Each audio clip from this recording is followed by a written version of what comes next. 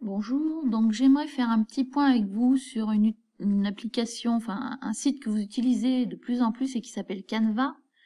Donc première chose, quand vous tapez Canva dans un moteur de recherche, faites attention parce qu'au départ vous avez une annonce et c'est pas forcément là-dessus qu'il faut cliquer. C'est la même chose dès qu'on fait une recherche sur plein de sujets différents. Ne restez pas sur les premières choses qu'on vous propose. Donc en fait, celui que je veux que vous choisissiez, c'est effectivement celui-là, le deuxième. Donc quand vous cliquez sur Canva, la page va s'afficher, en principe. Voilà. Donc, deuxième point. Vous avez donc possibilité soit de se connecter, soit de s'inscrire. En principe, la plupart d'entre vous, vous connecter. Et là, vous avez souvent des soucis. Moi, donc, quand je fais se connecter, je me connecte avec Google. Alors, je ne veux pas vous forcer à avoir une adresse Gmail, mais ça serait bien que d'une part, votre adresse Gmail, vous conserviez quelque part votre mot de passe, parce que souvent, vous l'oubliez. Donc, vous avez des téléphones, vous avez possibilité de les noter.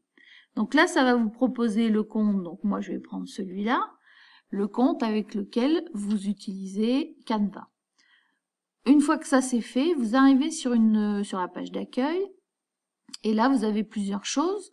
Donc vous avez des propositions de choses à faire, créer un design et quelquefois vous recherchez ce que vous avez perdu, donc c'est inscrit ici dans tous vos designs.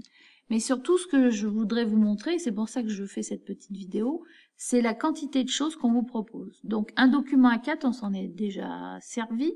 Vous avez couverture de boutique, bon ça on va pas s'en servir tout de suite, même une bande dessinée, un CV, une infographie. Donc ce que j'aimerais que vous fassiez, c'est que vous soyez un petit peu curieux. Donc infographie, on a déjà vu ce que c'est. Présentation, c'est pour faire quelque chose qui soit un peu différent de votre diaporama. Une affiche, un logo, même, alors vidéo, je n'ai pas expérimenté, mais vous pourrez chercher.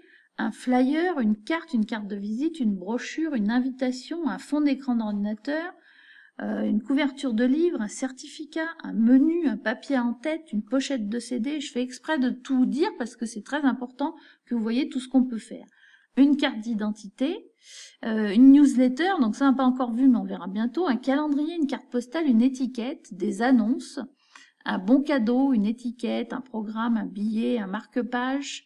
Vous voyez, c'est pas fini, hein. Emploi du temps, des cours, coupons, rapports, propositions, kit média, facture, feuille de calcul, fiche recette, dépliant, planning, bulletin de notes, lettres, plan de cours, voilà.